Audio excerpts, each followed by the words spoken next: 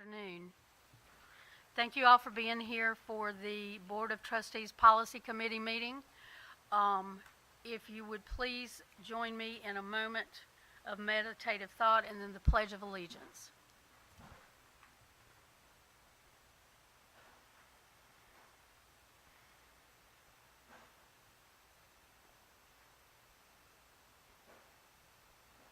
Amen.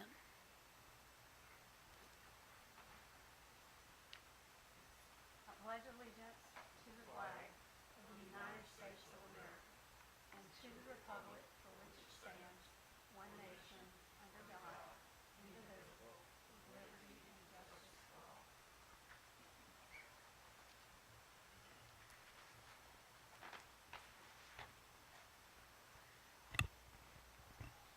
Okay, I'm going to call the meeting to order. Can everyone hear me okay? This meeting is held in accordance with the Freedom of Information Act. The news media has been notified, and a copy of the agenda has been made available to the public. This meeting is open to the public, and the public is welcome to attend in person.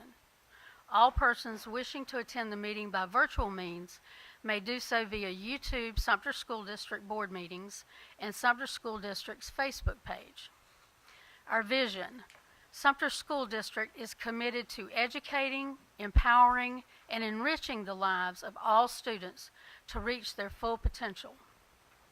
Our mission: Sumter School District is committed to providing a safe, nurturing, and high-quality educational environment that supports diversity and equips students for local and global success. Our board committee members are myself, Sherry White. I represent Area 7. I'm the chair. Miss Brittany English, who is on her way. Matthew McLeod to my right. Dr. Sean Reagan to my left. We have subcommittee members, Miss Lauren Davis, thank you for being here. And Miss Andrea Loney is not with us this evening. And if you noticed on your agenda, Chris Williams was listed. He has informed us that he will no longer be able to be a member of the committee because of other obligations, so we will strike his name from there. Ex officio member is Dr. William T. Wright, our superintendent, and of course our administrative manager, Ms. Shantae Scott, whom we cannot do without. Ms. Scott, you up? All right, very good. We are ready to roll then. Okay, this is an ambitious agenda, and we may or may not get through it. Some of this is going to be boilerplate stuff like we're accustomed to, but right now I would entertain a motion to approve the agenda. Hearing no objections, don't need a motion.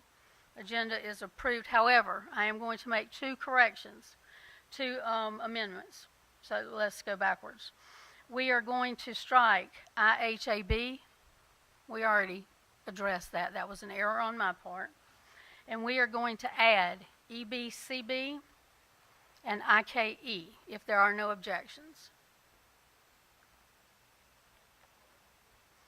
Adding EBCB and IKE. And we're striking IHAB.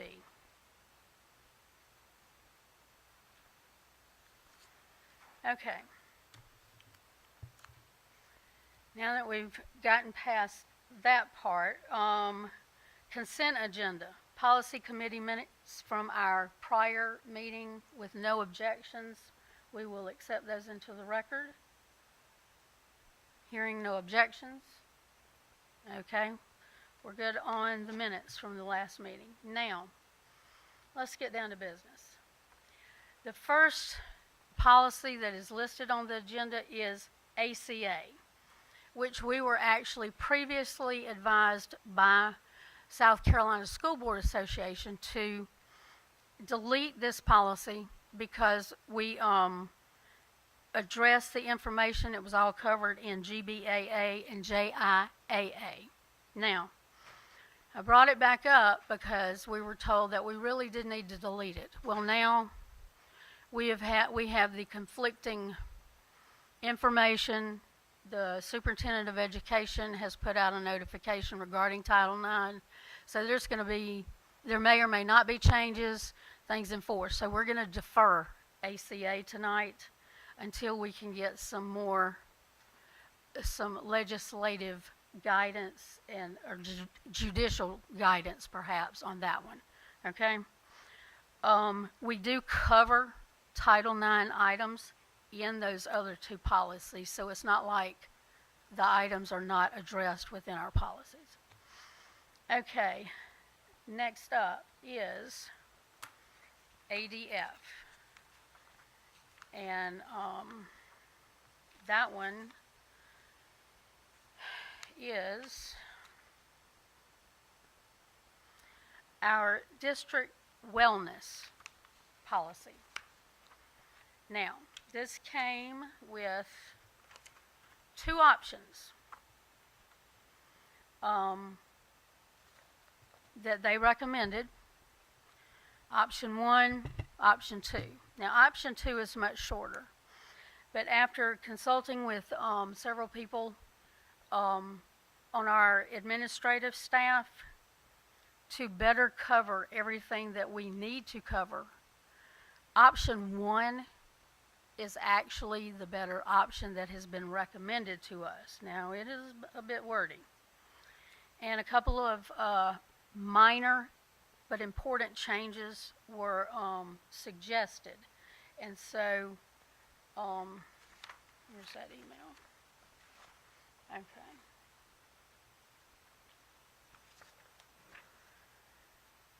The first thing that was suggested is on the first page where it says School Wellness Committee. Down towards the bottom, it was recommended that should actually for us say District Wellness Committee. And then we need to add subheadings for health committees to include the CSHAC, which is the Coordinated School Health Advisory Council, and school health committees. And it was explained to me this way: each school will know that they have to have their own committee and their own plan that falls within our guidelines. And so we wanted it to not be ambivalent at all, okay? Does anybody have any input on that, objection to that? No. Discussion? I have a question. Yes, sir. So the school wellness committee, you said change it to district wellness committee? That's what we're doing? Yeah, Okay. District Wellness Committee, there is one. Okay. And then there should be each school is supposed to have their own health committee. Okay. Who oversees the district wellness committee? That's a good question. Dr. Or Wright, what Dr. department McLeod, does it fall under? can one of you, whomever can answer the question. Actually, two committees. You have the Coordinated School Health Advisory Committee. Right. You have the District Comprehensive Health Education Advisory Committee.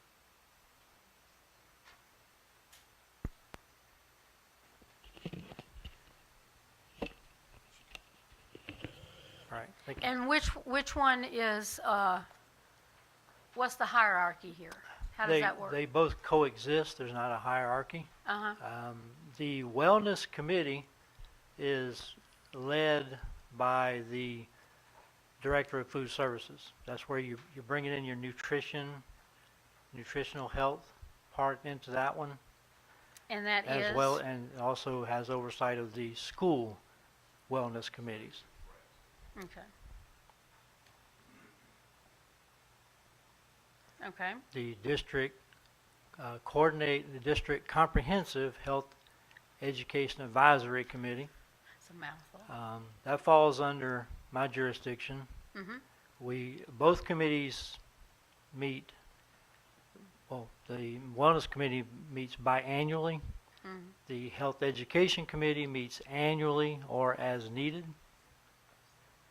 And the Health Education Committee is true to its name. The focus there is on the educational pieces of health, so vetting the curriculum, approving, making recommendations to this board. It's tasked with meeting annually, but there again, more often as needed.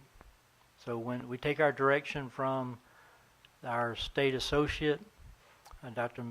Miadima, and we meet with him monthly. And until this year, we've existed in support of each other, but we became much more proactive about that this year. So we convened a trilateral meeting where we brought in MTSS, directed by Dr. Harriet, Wellness Committee, directed by Ms. Francis, and the Comprehensive Health Advisory Committee, led by myself.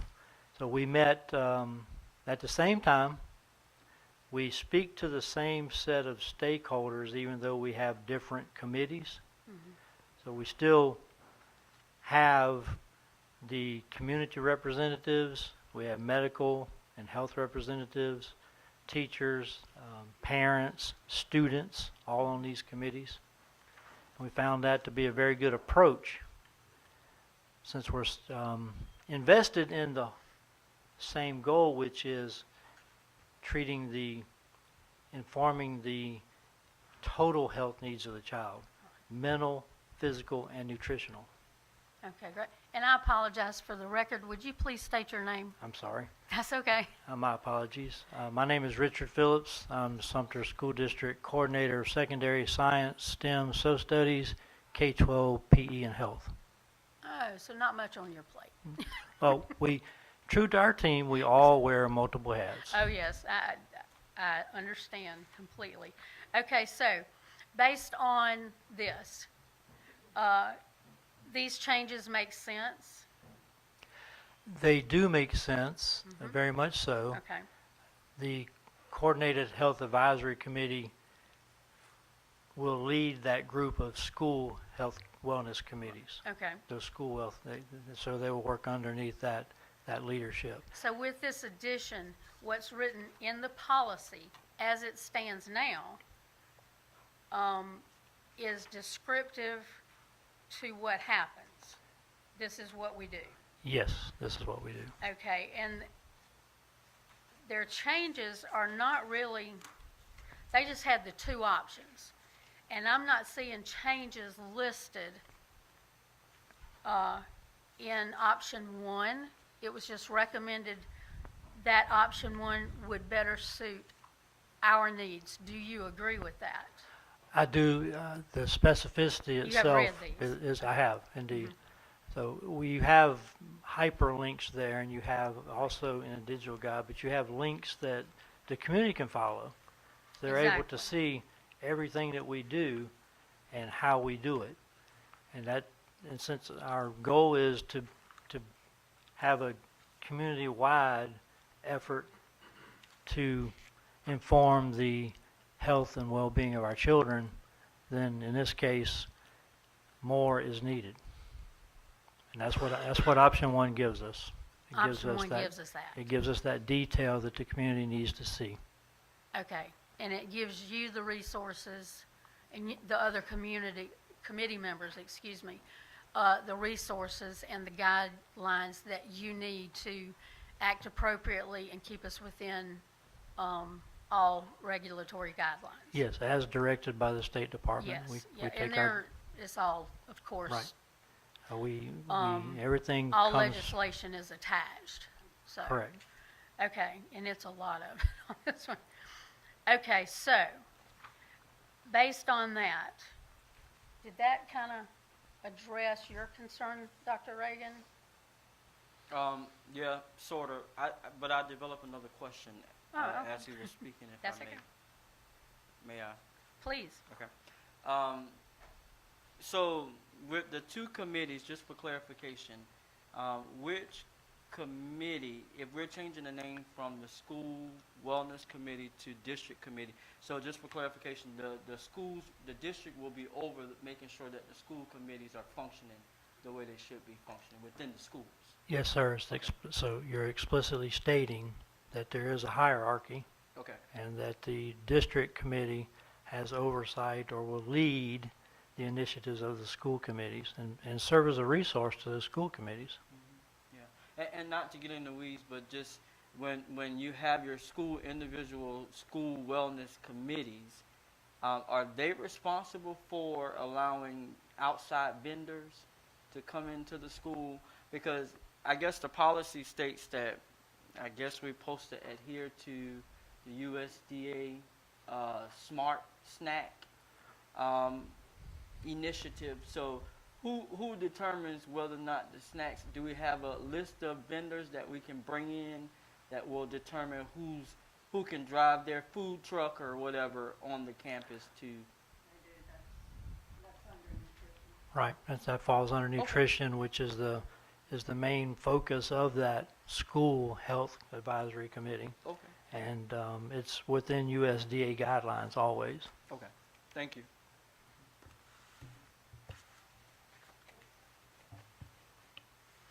Okay, and further to that point, thank you very much, Mr. Phillips, that helped a lot. Mr. Myers, in this, if you would, within this, and you may not be able to address this tonight, but if not, we will need it later. In this policy, on page 11, because it's a big one, it says we have interscholastic activities for high school listed.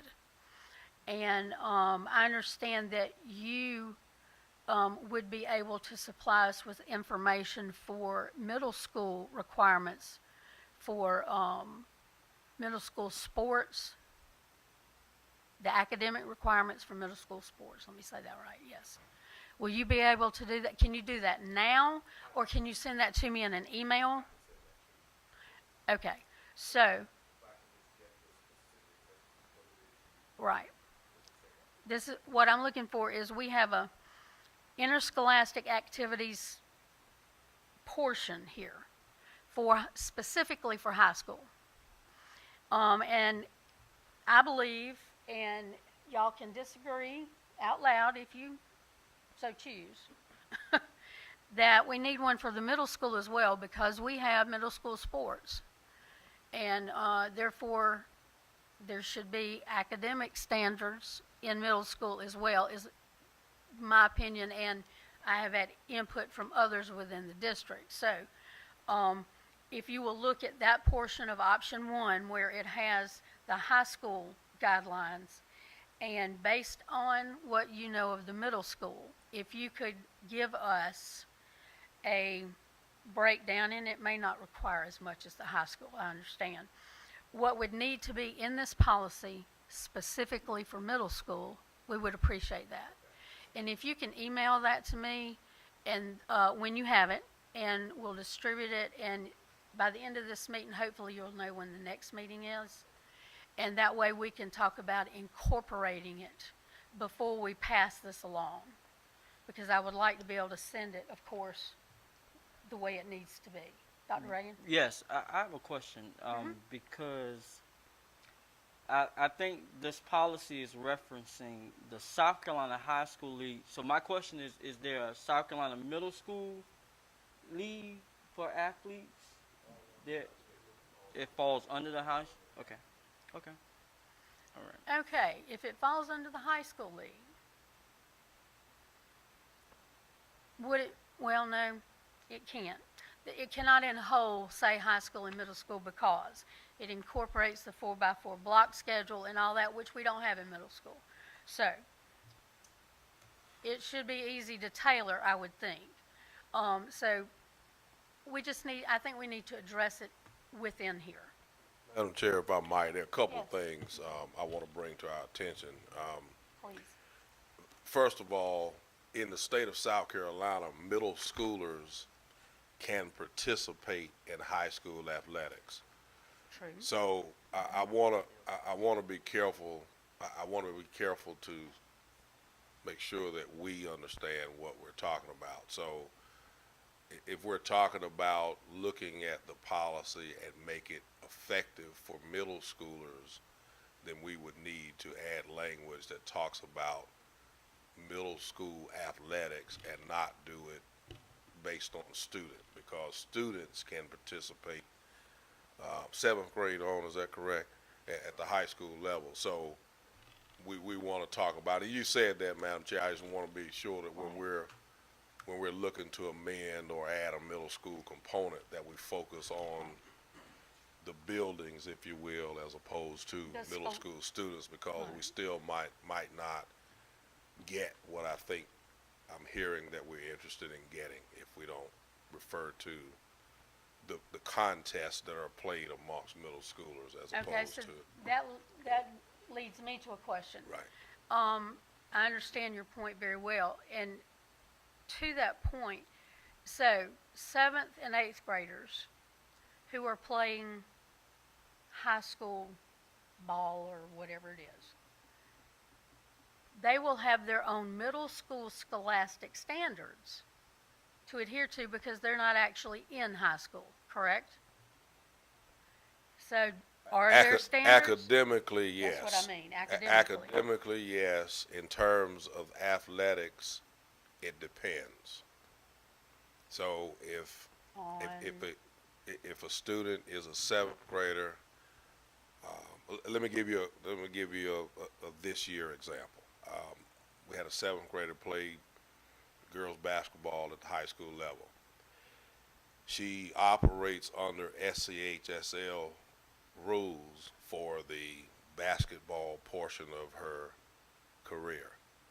If, for instance, I don't think this was the case, but it might have been, let's say she ran track at the middle school that she attended, then for that sport, she would fall under the SCHSL rules, but as a middle schooler at a middle school. So if that makes sense. So it depends on Understand. what team the child is participating. The rules go with the team, the level of team that the child participates on. Right. So if, for example, a 7th grader is playing high school basketball Right. and the rules say she has to maintain a, I don't know, C average, I'm pulling something out the air here, okay? And she runs track at the middle school level. She's still gonna have to have a C average to run track as well as play basketball? Is that what you're saying? Yes, Do and I that is understand? it's Okay. covered under SCHSL in terms Right. of that, so Okay. there wouldn't be any discrepancies there. I just, if a middle school is a year long and a high school is a 4x4, then there's some things we have to look at Right. specifically for eligibility. I just want to make sure that if our intent is to make policies that govern middle school athletics, again, we got to focus on buildings and not children, because Right. in the state of South Carolina, a middle school can participate in junior varsity and varsity sports. Right, so I think that's understood. Yeah. I think the part where it may be a little confusing is, so let's eliminate the South Carolina High School League away from all middle schoolers. And so if what I'm hearing correctly, we need to incorporate something for middle school students that play athletics. So if a seventh grader fails their math class, are they eligible to play a sport when they get in the 8th grade next year if they fail a core? Okay. Is semester eligibility in South Carolina? I don't know that. Yeah, it's reading Yeah, semester. if a high school, but yeah. I guess I have a question. Is middle schoolers held to this right now? Do do they have to have a passing grade, and who's holding that accountable? Because I do know firsthand, some of these coaches in the middle school are not school employees. Prime example, my daughter attended middle school, and her volleyball coach was hired outside the district. So process-wise, athletic directors and principals are supposed to verify lists at each level. So what if they are not? There was 5 kids on her team failing, but they were still granted permission to play sports. Okay. That's gonna And come down to several of them enforcement. had Yeah, referrals we as would, well. we would have to look at that individual situation, for sure. Yeah.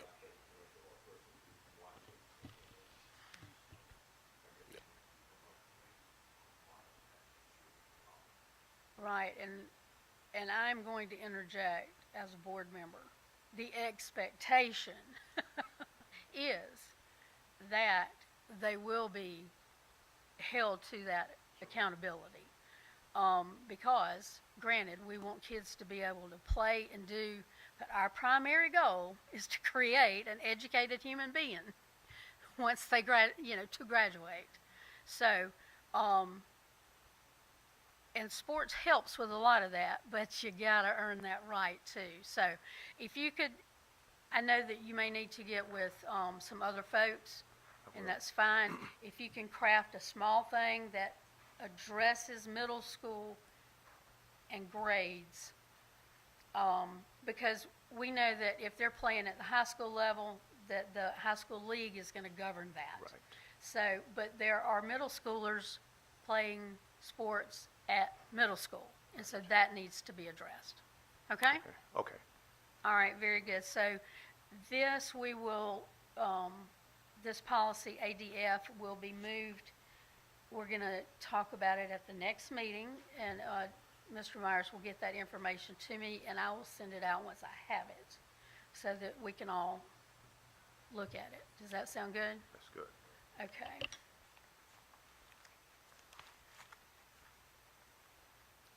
Back to my, okay. Pardon me while I make sure I know that what I have to do.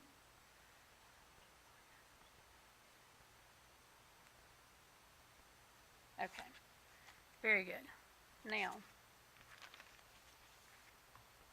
let's move to JIAA. Excuse me?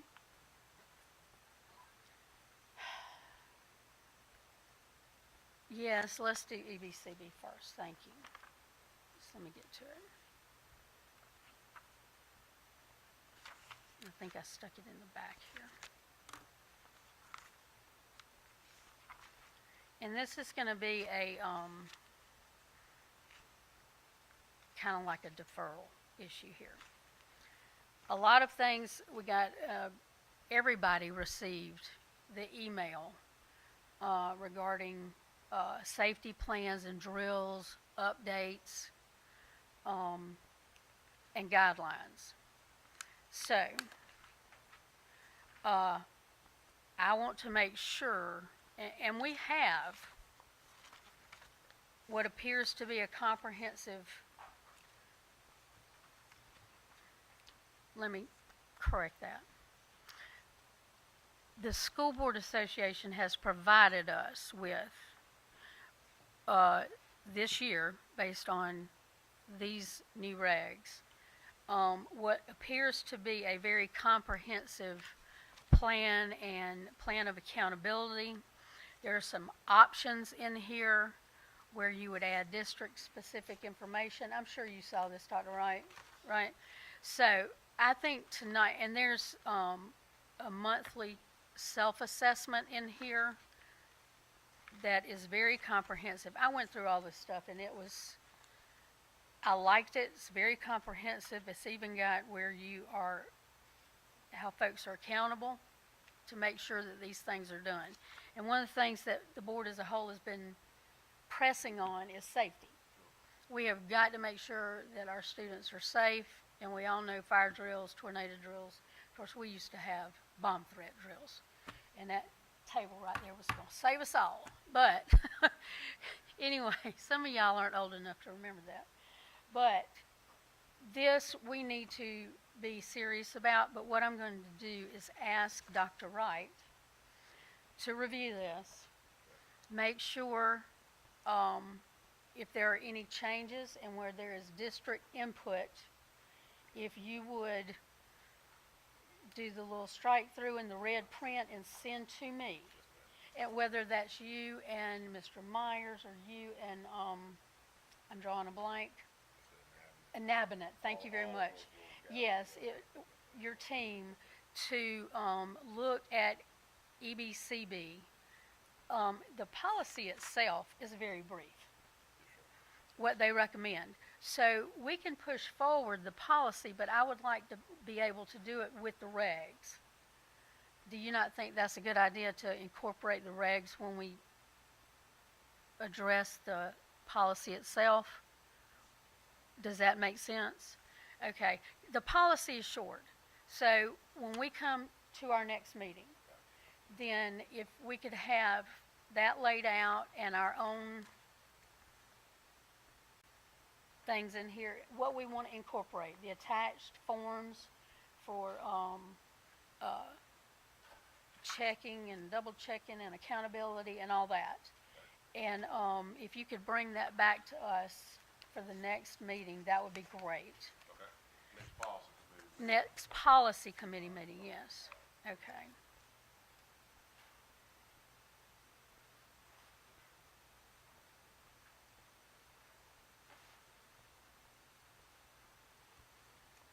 Okay.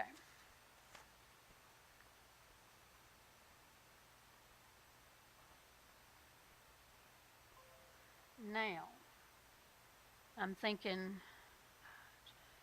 what's easiest for you, IKF, or does it matter? Okay, let's do JIAA.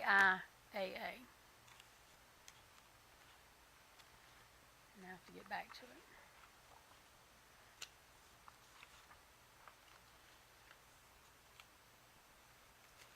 A lot of paper involved in this. Okay. As many of you know, the General Assembly passed Gavin's Law, and it addresses sexual extortion with children, okay? And so we have to bring a lot of policies into compliance. Most of them, however, only need the word added. A lot of it just needs sexual extortion added to it. And the first policy is JIAA, which addresses sexual harassment and retaliation, and this is in regards to students. We don't have new recommendation from the School Board Association on this one. So right now we're working off of what they sent us last year. But a simple addition of, let's see, for example, the very beginning of this policy says the district is committed to maintaining a learning environment free from sexual discrimination and harassment.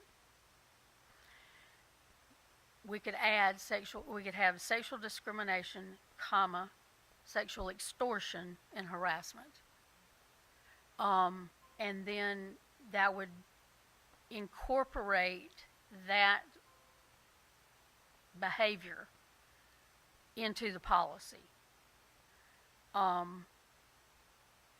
same things, reports of, like the last paragraph in that first section, reports of sexual harassment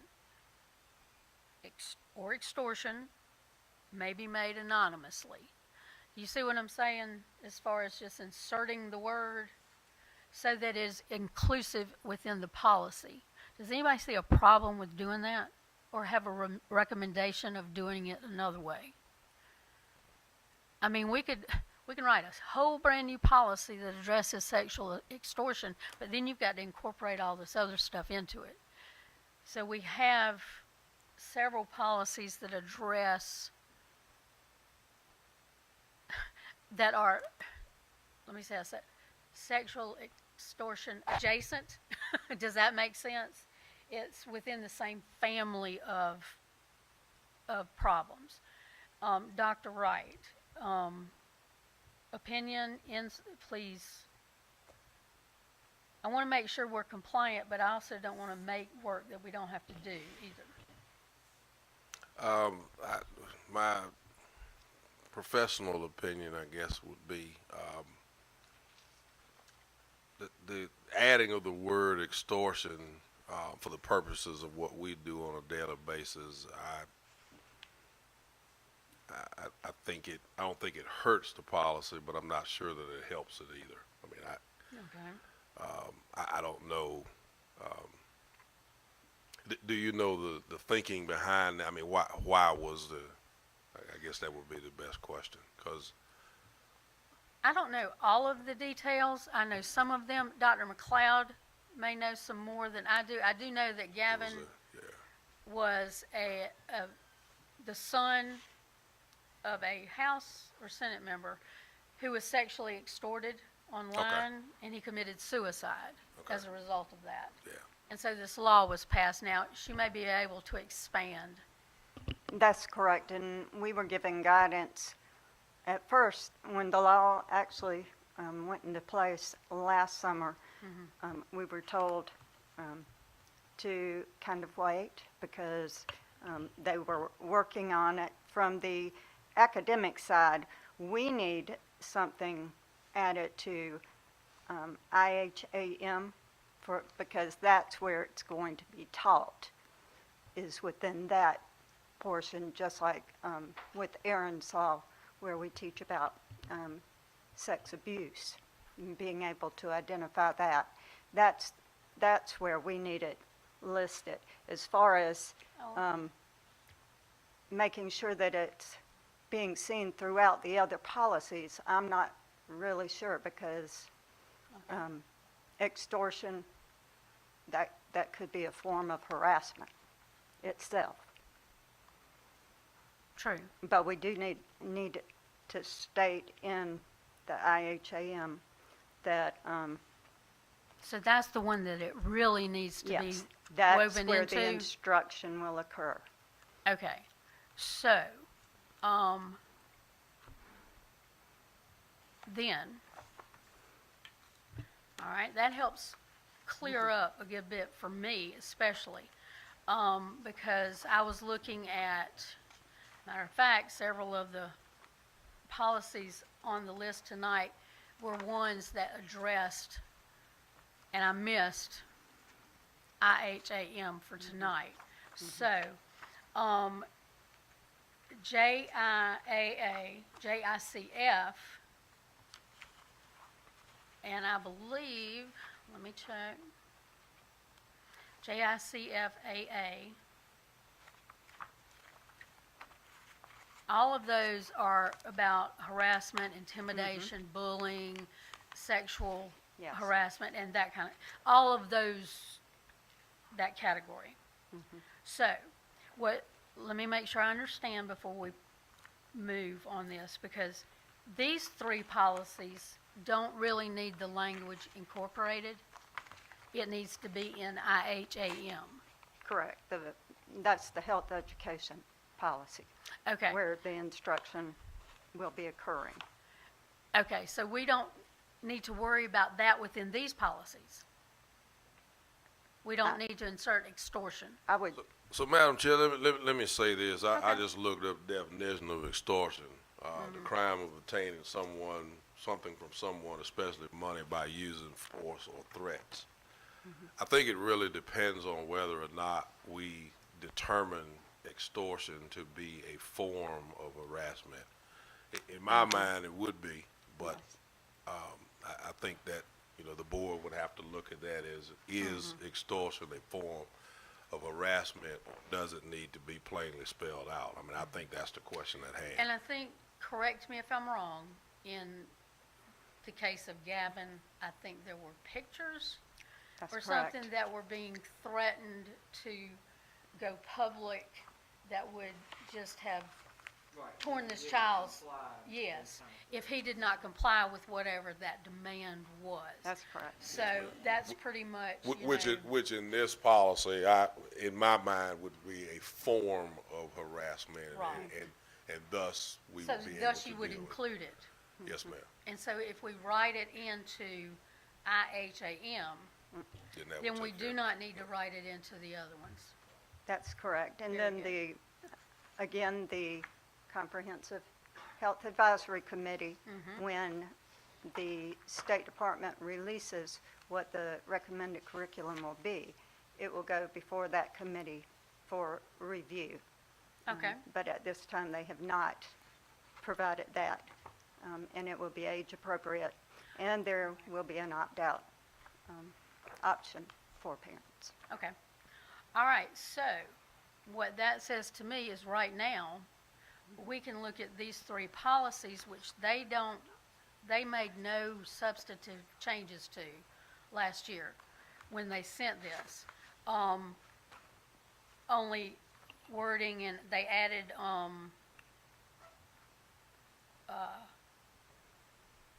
I think some statute reference.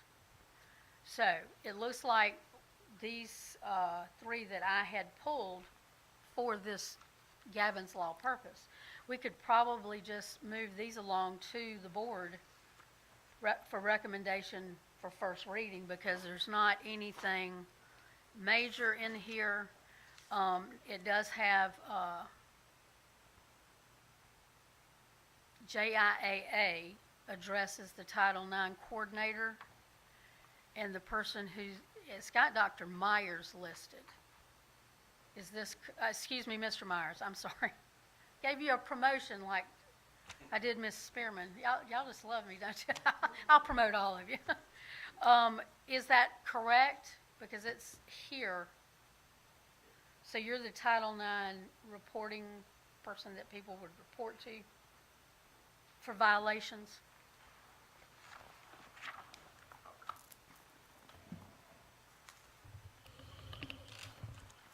There are two sections of that.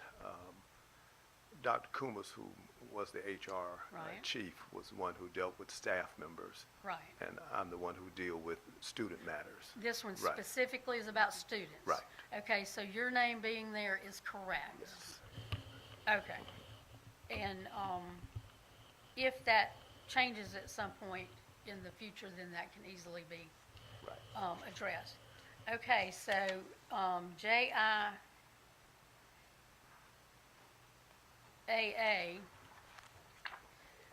they did have a change on page 4 addressing timelines. Once a complaint's received, an investigation has to be initiated within 5 business days. If it's not, there are consequences, and they have to be completed within 30 calendar days, and if not, then there's a consequence. And it addresses the respondent is presumed not responsible, et cetera, and they had the preponderance of the evidence standard will be used in making the determination. So that was, looks like that was added, and an appeal has to be filed within 14 days, and that's a change that the School Board Association made. Appeals are to the superintendent or his or her designee. Anything I get to that's not tracking, please interrupt me. The complainant or respondent can ask for review by the superintendent or his designee. Appeal to the Title IX coordinator has to be within 10 business days. I don't see any of this as being, and the decision of the superintendent or his designee is final. Now, it does have an option here, the decision of the hearing officer or title of staff member may be appealed to the board. So generally, now we would say, I think when you say superintendent or his designee is final, then that would include your hearing officer, if that's your designee. But I do believe that it should be appealable to the board. Do you think? And this is talking about sexual harassment and retaliation in students. Most decisions, in theory, are appealable to the board. Right.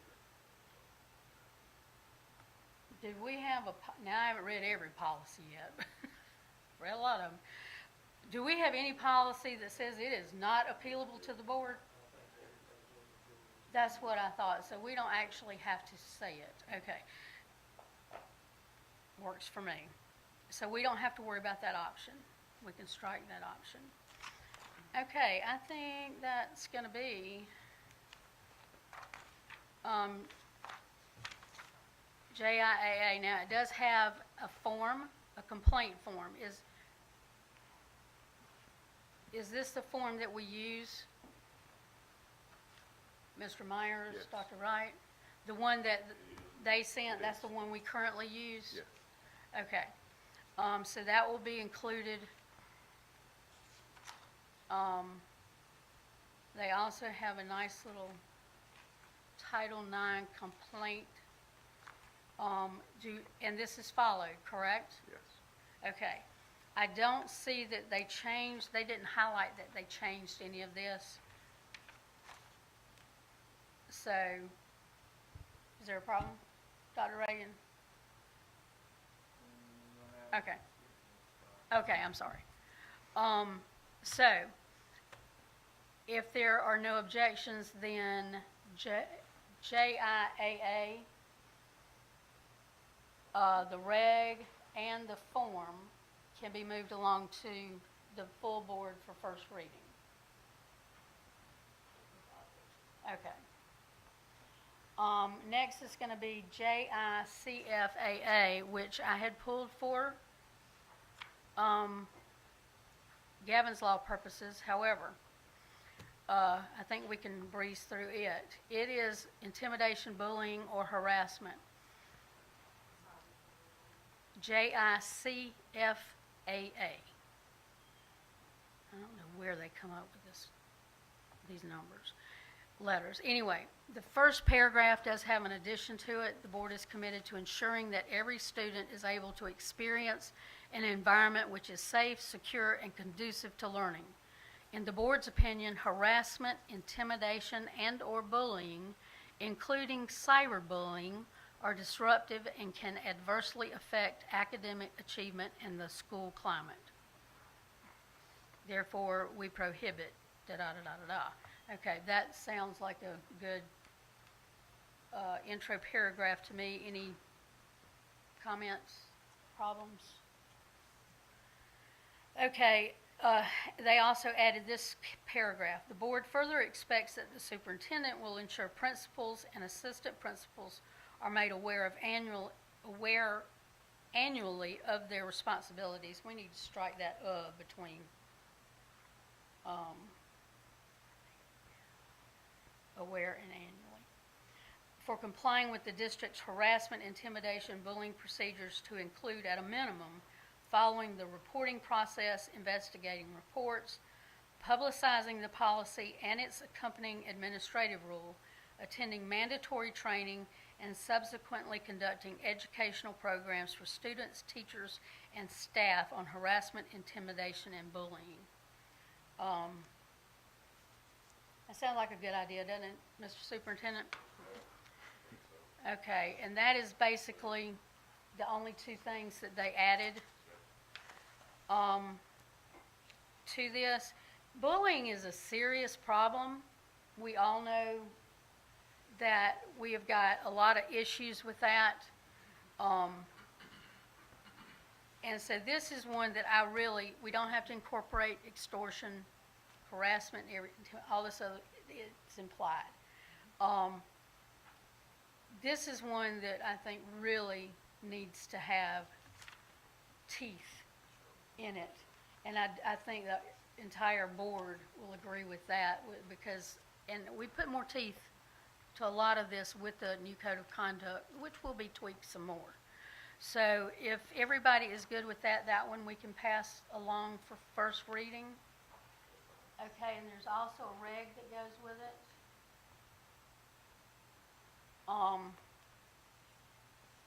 That outlines what is intimidation and bullying, what is harassment. It's got it defined. It tells how we are to train and report, and how we're to handle it. Dr. Wright, I'm going to ask you, to your knowledge, are we following this as it is supposed to be followed? I know you are. I'm going to say that. Okay, I will say that. To I'm my sure you to are. my knowledge, yes, ma'am. I think that all school administrators need to be reminded, as we're talking about annually, of the seriousness of it and what we do with it. But yes, ma'am, I think for the most part we're following this policy and we'll continue. And my expectation is that we'll continue to do so. Yeah, that's something I would like for us to make sure, and I think right now this falls under Mr. Nabonet or Mr. Myers, I'm not sure, as far as making sure that the administrative staff at each school is following this. Bullying is absolutely unacceptable in any form from anyone. And I feel like, listen, I was bullied as a child, so I do not tolerate bullies. That's just me. And I don't think that we should be tolerating it, because when kids learn early that they can bully and get away with it, they're going to be bullies as adults, and that's not good either. And tragically, some kids have taken their own lives because of bullying, harassment, extortion, and this kind of thing. I don't want to see that happen in Sumter School District. I don't want to see it happen anywhere. But even if children don't take their own lives, we have depressed children who are seriously suffering in school and at home because of this issue. So I cannot emphasize enough how important this is. So the regulations look to me to be good, plus they're addressed in the Code of Conduct. Should we add a line here that says the Code of Conduct should be followed, or we just leave it alone? Okay. All right, so we can go forward with JICFAAR as well for first reading. Okay. And I think the last one that I had pulled for that purpose is JLF, which is student welfare.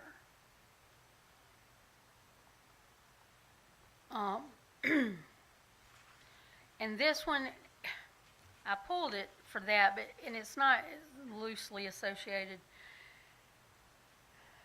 This addresses more with problems of child abuse and neglect. And this right here, I think this policy can also be attached to the responsibilities of catching these kids that are having problems that are going to impact their grades and their attendance. And I would rather err on the side of caution, but we also need to be careful. So, because you could look at me right now and think that I'm abused.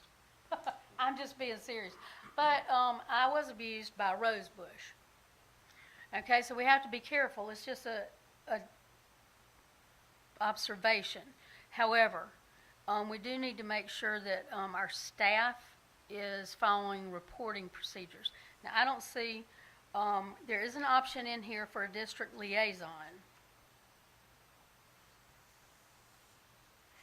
which says the superintendent will designate a specific person or persons to serve as the district liaison and forward that information to the local child protection unit of the Department of Social Services. It will be the responsibility of the liaison to arrange for training and information necessary to assist staff members in identifying possible instances of child abuse, etc. Additionally, the liaison is charged with implementing a planned program of personal safety and awareness education, including methods for preventing sexual abuse, which will be provided to staff, students, and parents and legal guardians. Mr. Superintendent, Ma'am? Yes, ma'am. what do you think about that? So really, issues of student welfare are typically handled at the school level, individual school level. You know, there's a report that comes in. It's handled at the school level, and then through our, what's your official department? Student services. There you go. Student support services. So Ms. Davis's department is then involved and provides whatever is needed, liaison between the school and social services or whatever needs to happen. So we are doing this. It is an understood procedure. Do we call that person a district liaison? Not necessarily, but the process itself is followed through Ms. Davis's department, and they deal with that all the time. I mean, unfortunately, we have Right. to deal with that quite frequently. Unfortunately. So we do actually have a connection between the school and the district office and social services. Yes, ma'am, very much Which so. goes through your department, Ms. Davis. Okay. Law Very good. enforcement, as it Right, says law here, if enforcement, needed, right. or what have you. Yes, ma'am. Exactly. Okay, so we really do not need this option of a district liaison. Agreed? That's my Since it's opinion. being done, we have one, it's just, they are just described a little differently. So That's we right. can scratch that option, and this looks like a pass on for It's first reading. ready. Yes, ma'am. I think that's ready. Right. Madam Chair, you mentioned sir. being careful at the beginning. Could you elaborate on what you meant about, are you referring to the teachers or the district as a whole in being careful? Being careful that when you go to report what you think is physical abuse, that we're careful to evaluate before law enforcement or DSS is involved to make sure, again, like I said, I look like I'm the victim of abuse right now. And I'm not a rose bush, and I had an argument yesterday. Okay, so if a Yeah, child and it's- comes to yeah. school and they happen to be dressed like how you are, Mm-hmm. and they got rose bush marks or whatever you Yeah. want to call it on them, do we overlook that, or we? No, but you evaluate. Okay. There's a whole picture involved, right? Ms. Davis, thank you.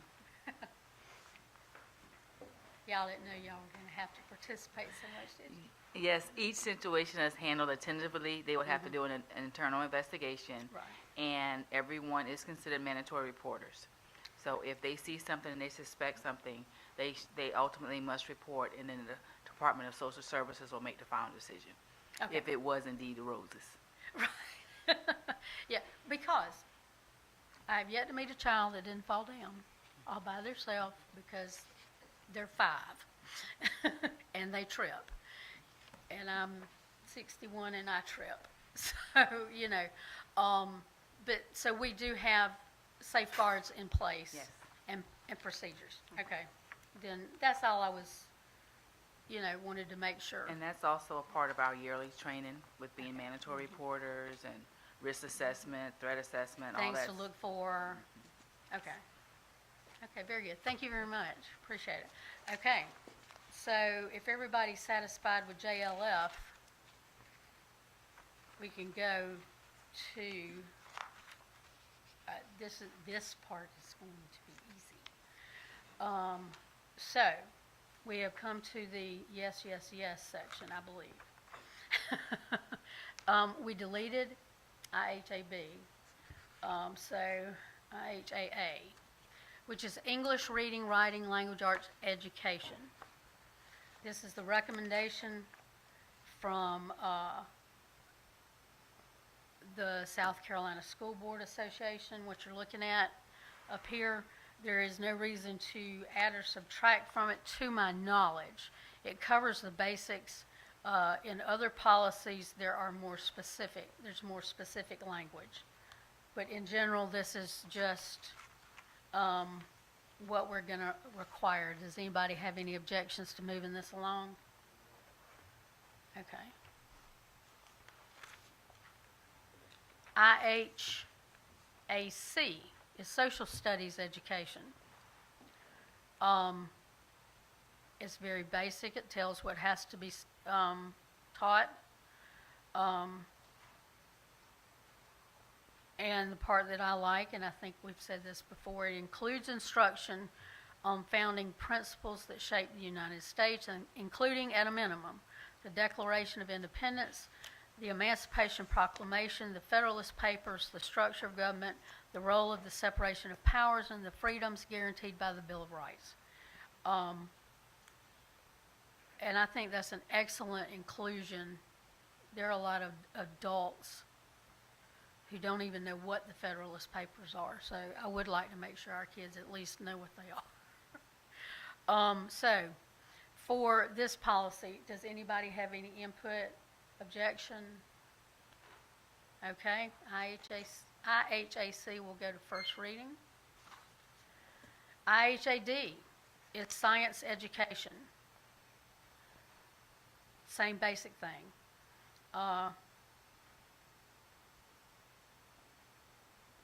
Input, recommendations, objections? Move it on. Okay, yes, sir. IHAE, physical education. They did not make any actual revisions to this except for a couple of minor changes because of code or statute. It spells out exemptions. So, is this one okay with everybody as well? Okay, Dr. McLeod, if there's anything you would like to make input on, please feel free while we're in your bailiwick here, bailiwick. Okay, so that one will go to first reading as well.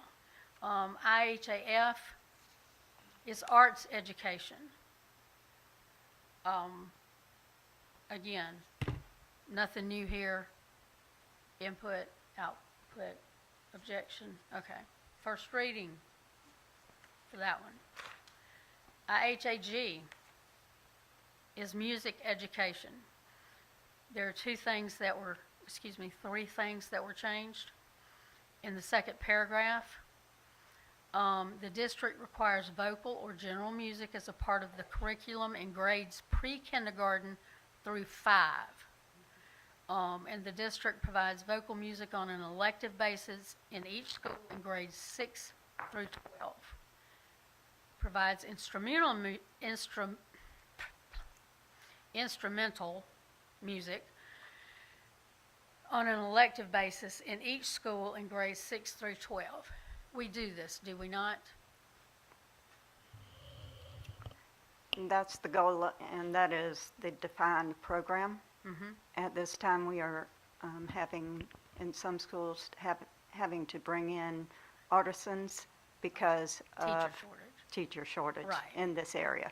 Okay, But we are being creative in making sure students have exposure to the arts. okay, very good. All right, is that satisfactory to everyone? Okay. We'll move IHAG to first reading.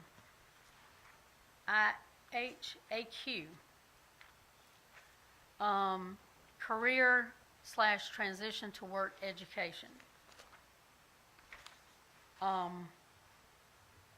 They don't have anything highlighted here.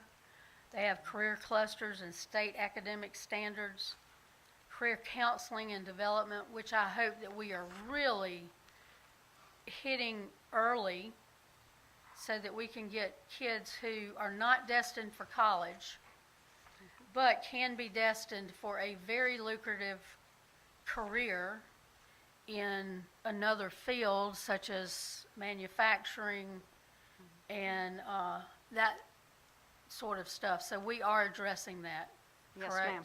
Okay, good. So, everybody good with that one going to first reading? They didn't even change any grades in that one. Okay. IKA. This one is this is gonna have to go to the full board for discussion, I know. But I have a recommendation for one change to this policy. And we can just move the policy to the board because it's gonna take discussion. It just is. But I have communicated with some people at the School Board Association and the South Carolina Department of Education regarding the grading.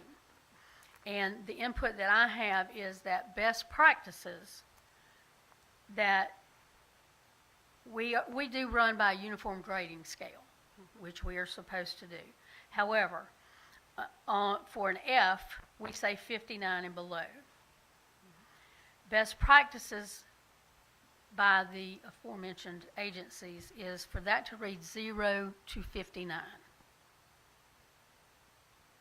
So, I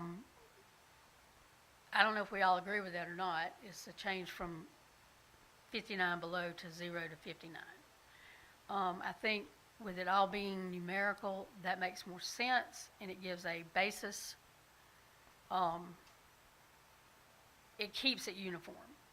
Now, of course, the whole board's going to discuss this, and it's going to discuss IKAR, which is attached, and has the whole grading system with weights and all that. I understand all that. So, my recommendation, unless somebody else has something else, because we're not going to solve this issue tonight in a committee, and we can't vote on anything. But I would say that we move this to a workshop discussion for the entire board to have input, and because we're all in different places on this, and so we need to have that discussion.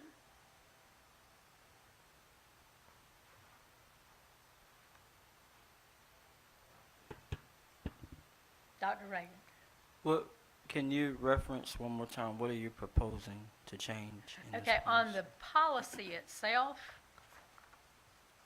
I'm only proposing that we change an F to 0 to 59 instead of 59 and below. It's a nuance, but it's a difference. And according to Deputy General Counsel for the State Department of Education, as well as a couple of people at the School Board Association that I spoke with, best practices is for this to read 0 to 59. So we like best practices, generally speaking. So that's going to be my recommendation on that. On the policy itself, that's my only recommendation. Now, on AKA-R, that is going to be a big discussion for the board, and I think we just need to bump it over. Because we can't solve it, we can't vote on it. And everybody's opinion needs to be taken into account, everybody needs to be heard, and then the entire board to vote on it. My only, I mean, I have some questions, but, and it's possible that, I have a couple of questions that maybe Dr. McLeod could satisfy my question with tonight that might help moving forward. On page 3, under conversion process,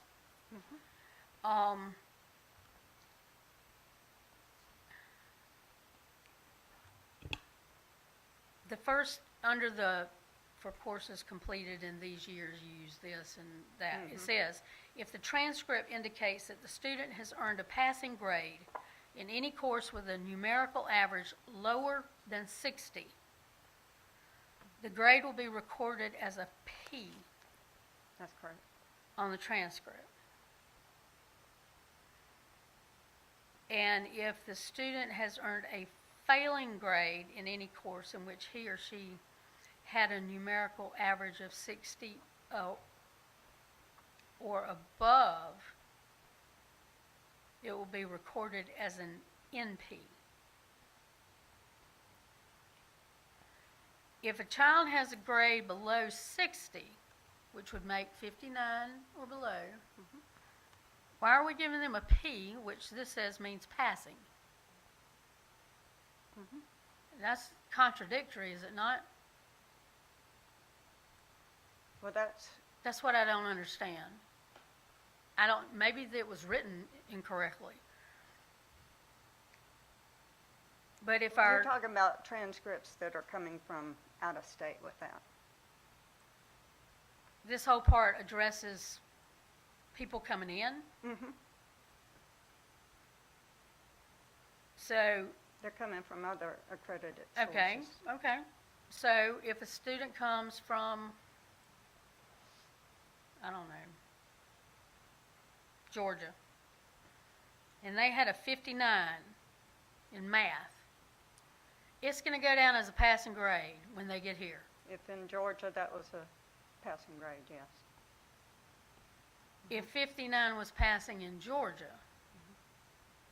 and they come here in South Carolina, we're going to say they passed because it was a passing in We're gonna Georgia. put This a is P not in. Georgia, or wherever. I understand that. Okay. Example. Yeah. Okay. Personal example, and I can attest to this firsthand. 9th grade, I lived in Duluth, Georgia, okay? I was a straight A student, but an A was 90 to 100. And I moved here, and an A, now this was in 1976, okay? An A at Lugoff Elgin was 95 to 100. I then was not a straight A student because I had A's in Georgia. I had A's and B's then. And personally speaking, I did not like B, so I said, well, I've got to get to work, okay? But I was not given an A because it was an A in Georgia. It was a B here when I had a 92, so I had a B. So that's what. So I'm struggling with that. If the, Madam No, Chair, if- I got it. Okay. Yeah. Let me straighten it out for you. Yeah. Please do. It's done incorrectly. On page 3, Right. okay, it says, I'm gonna read what's here and then I'll tell you what it should say. Okay. The transcript indicates that the students earned a passing grade in any course with a numerical average lower than 60, the grade will be recorded as a P. Right. Then the one below it says if the transcript indicates that the student has earned a failing grade in any course in which he or she had a numerical average of 60 or above, the grade will be recorded as an NP.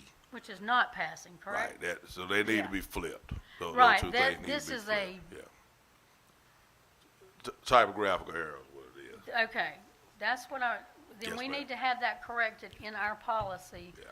And so that can be addressed, and we'll make sure that everybody understands that. That's why I didn't quite get it. Now, if the transcript shows that the student has earned a grade of P passing or F failing, Right. that grade is converted to a numerical grade based upon the information secured from the institution. right, That one makes sense. Right. What Dr. McLeod is referring to, though, if there are different states that are on different grading scales. Correct. So some states, like us, are on a 10-point grading scale. Some are on 7, some are on 12. So there are times when we have to convert based on what a grade may or may not be in the state of South Carolina. But for this language, the P and the NP need to be converted. But a 60 in state X could be passing, or it could be a very low F, as opposed to in our state, it's the lowest grade you can Pass. receive a D with. So it just depends. Okay, so now it makes more sense for the, It's also going to show you whether the credit was earned on the transcript. That's correct. right, That's okay. correct. Yeah, and that part is explained down here, but they didn't pass and we're gonna give them a pass, and they passed and we're gonna give them not pass, that didn't make sense to me, so. Okay, good. Let's see. That's really all I had regarding that right now. The auditing option that they have in here, I believe we discussed this before, that we don't do auditing, don't. do we? So, and we'll recommend, when this is discussed, I'll explain that this is not something we do, and we won't use that. Okay, so if no one else has questions, then we can move this one to the next available board workshop, and the sooner the better, so that this can be in place before the next school year. It needs to be in place as quickly as possible. We don't have one till August? Okay, what do we have in July? A regular meeting? I think we're still gonna have to bring it up. Let's try to get it on the agenda, okay?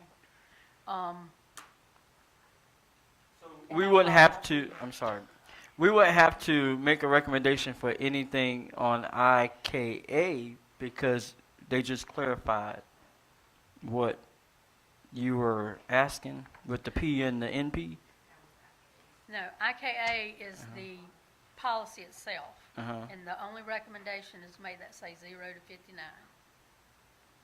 The answer to my other question really didn't have anything to do with that. It was just what's written in IKAR, which actually says below 60, but so 0 to 59 would be the recommendation. But I just needed that other question clarified because it didn't make sense. Okay, so IKR, the recommendation is changing it to 0 to 59 for F? Yes. That's what you're saying? Instead That's of- your recommendation? That's what I think should be on there, and Yeah. I'm not saying, I'm not gonna say this is what the policy committee said. This is the policy we need to discuss. This is my opinion, what's yours, because this is gonna have to be a discussion with the whole board. I mean, we don't make policy here anyway. The board as a whole does. So this policy needs to go to the board for discussion.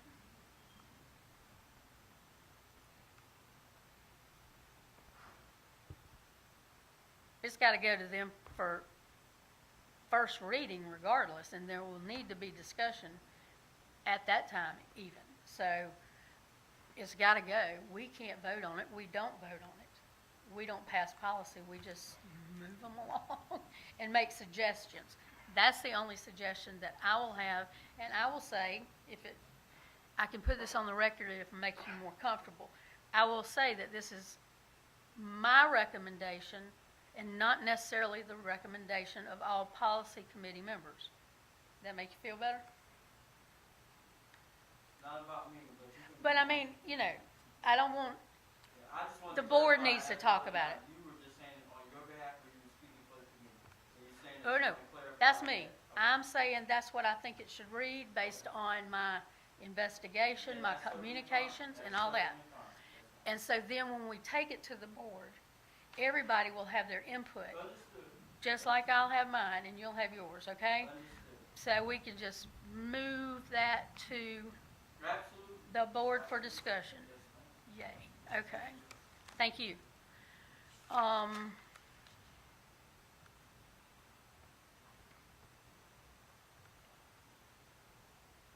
IK's the last one we're gonna do tonight, and then we're gonna get out of here, okay? we have been over this a couple of times, and we now have the language, and I think you have the paper in front of you because I got a updated version that we could understand a little better. IKER is promotion, retention, and acceleration of students. As you can see under promotion for kindergarten through grade 2, you see what is recommended that we strike, and has been recommended by our administrative staff, that we say to ensure early intervention, the retention of students in kindergarten through second grade who are not demonstrating grade level reading proficiency is encouraged.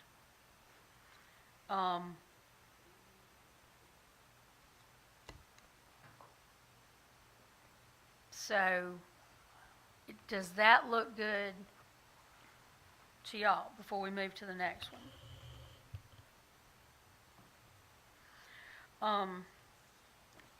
And I'm going to make a comment here, and again, this is my opinion, my comment. I'm not speaking for anyone else.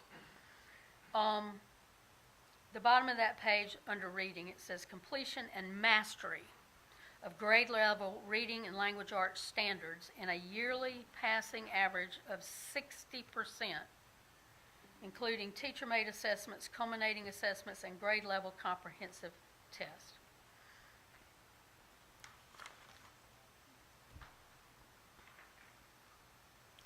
Again, and I've said this before and I'm going to say it again. Completion with a 60% and mastery are not the same thing. They pass and they can move along, but I'm hoping that there are thoughtful people within the district, thoughtful teachers, thoughtful principals and counselors that are looking at students one-on-one as they should be, because every child is an individual. And my goal, as should all our goal be, I think, is to produce a well-educated human being at the end of their time in school. And passing with a 60 will get you to the next grade. But if you've got a 60 in algebra, you are going to sink in algebra 2. Or you're going to, unless you become highly motivated over the summer. That's just my input about that. I'm not recommending a change. I see passing is passing. We have to have passing somewhere. I understand that. But I'm particular about words, and completing and passing and mastery, to me, are two different things. And so I hope we're looking at these kids before we pass them along to make sure that they are, in fact, for example, at third grade, that they're reading close enough to third grade level to where when they get to the fourth grade, they're not going to start out behind the 8 ball. Okay? And we know that third grade is critical. So that's my only commentary on that. Now on the next page, they have some strike-throughs on retention conferences. And they're talking about, they've changed it to by the end of second grading period of the third grade, parents, legal guardians of students that are not demonstrating third grade reading proficiency will be notified in writing that their child is being considered for retention. A conference is scheduled and held, at which time a reading plan is devised. I'm paraphrasing. Then within 2 weeks following the parent-teacher conference, copies of conference forms, summary statements are provided to the principal, parent, legal guardian, teacher, and other school personnel who are working with the child on literacy. And this is where we have more intervention, correct? That's correct. Okay. And if the parent and legal guardian is unable to attend the conference after 2 varied attempts at contact, they will be mailed a copy of the individualized reading plan. Do we have that problem a lot? Where parents or legal guardians don't show up to conferences about this type of stuff, or about behavior, for that matter? Not at those grade levels. Okay, at the younger grade levels, it's better? That's Okay. correct. Okay. Okay, that's all the changes of that page. On page 3, a lot has been added for good cause exemption determinations, and a lot of this addresses English as a second language programs, children with disabilities who have IEPs. Of course, we follow those guidelines, and summer reading camps.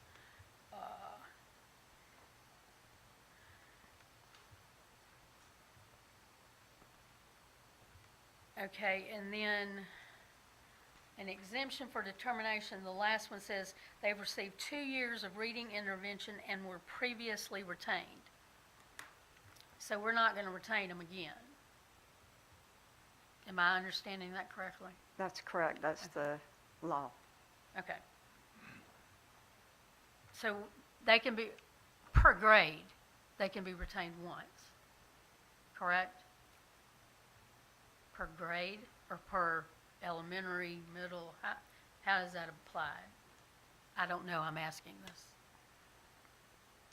That's specifically for the third grade, That for is the reading. specifically for third grade for reading, okay.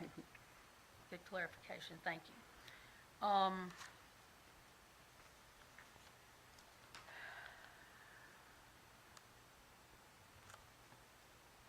Y'all have had this, you can read it, I don't need to sit here and read it to you, unless you would just like me to.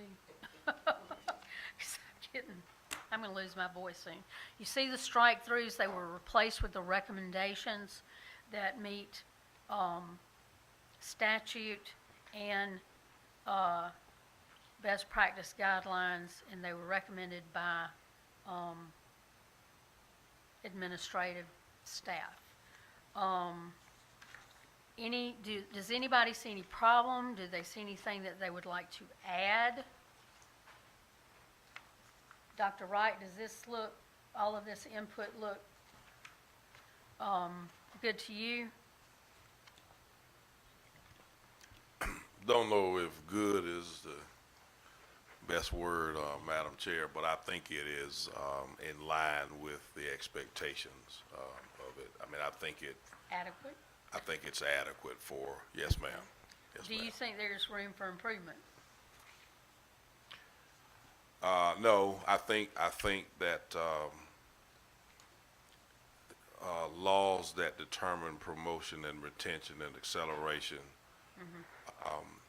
need to clearly align themselves with the statutes or laws that say that a principal is the person that looks at and determines promotion and retention and acceleration because they're the person with the most knowledge or the most responsibility inside the school. And sometimes people don't understand that that is a prerequisite of a principalship, is to be able to evaluate this information.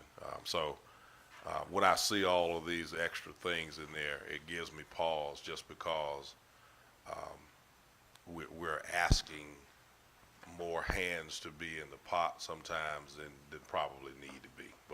Okay, But I don't have a problem with what's written here. I mean, it's but a principal would make a decision based on the input of the Based on this teacher that's information, yes, teaching ma'am. the child, right? yes, ma'am. That's correct. Because to me, that person who is with that child, especially at this grade level, day in and day out, knows that child and their capability better than the principal, I would think. Sure. So that's correct. It is with input from the people that work collaborative. with them, but it's The the decision lies is- with the principal. Yes, ma'am. Okay. Yes, ma'am. Um, But I have no problem with what's written here. Let me say it Okay. that way. The other place that there was a change in here, and we're almost done, folks, and we're gonna get out of here. I'm actually supposed to be in another meeting now, so. On page 7, it has changed the number of units for some things for grades 9 through 12 promotion. You can see the changes. English went from 5 to 6. In 10th grade, 11th grade, it went from 10 to 12 credits. Promotion to 12th grade went from 17 to 18, and there have to be 3 units of math there. And it is addressed elsewhere. I had notes on here to add because it is part of, and it's for IKF. On the last page, it went from successful completion of minimum of 18 units. And it tells you which areas these units have to be in. For 12th grade, you have to have so much to even enter the 12th grade. So, and all that is state law. So we pass that along. The only other thing, there's an honors diploma in IK. Oh, we're not going to do IKF tonight. We're not doing that. I said we were going to cut it off at IKA. But if we do IKF, we will hit everything. So let's do it right quick. They added honors diploma and valedictorian, salutatorian criteria that I think we are using. Anyway, now we've got it in writing, spelled out. The only other thing I would recommend, since this is, since they spelled it out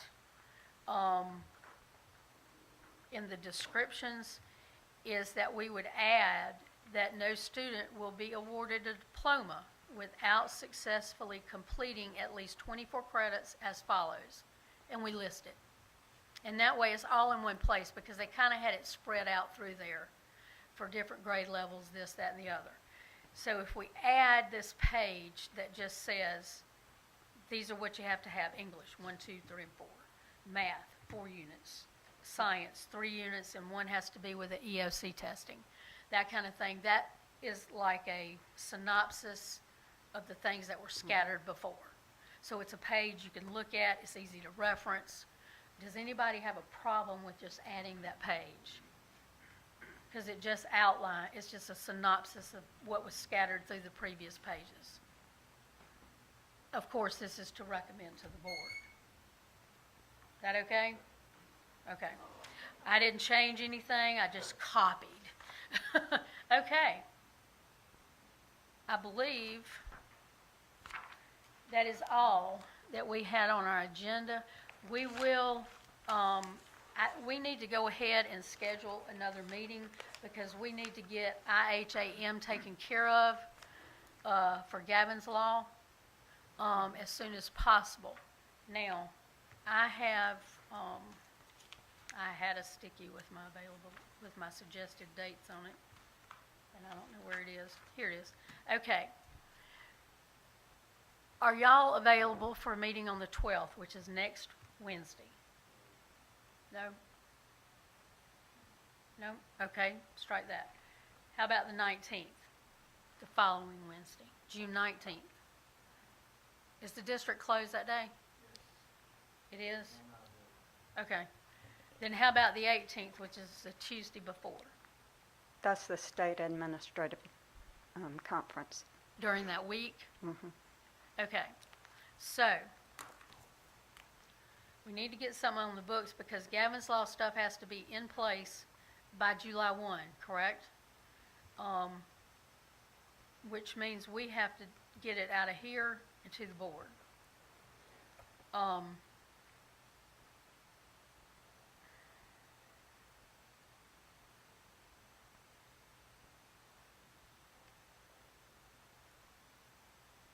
How about the 25th, June 25th? Okay. Madam Chair, can we just, Sure. can you do it like how you normally do it and just send us an email so that we don't? Yeah, I was trying to get it kind of nailed down while we were all together, but I can send out an email with some dates. Yes, ma'am. I can have somebody in place on that, Chair, the 25th. Okay. All right. Let me ask this. IHAM. It refers to Gavin's Law, and do we have recommended language for that? Yes, ma'am. How does the committee feel about presenting it to the board for discussion? It has to go there anyway, and it needs to be done before the end of the month. So if we are in agreement, then we can ask IHAM and IHAME, which is the form, to be added to the next agenda for first reading and possible waiving of the second reading, if the board so chooses, because this has to be taken care of.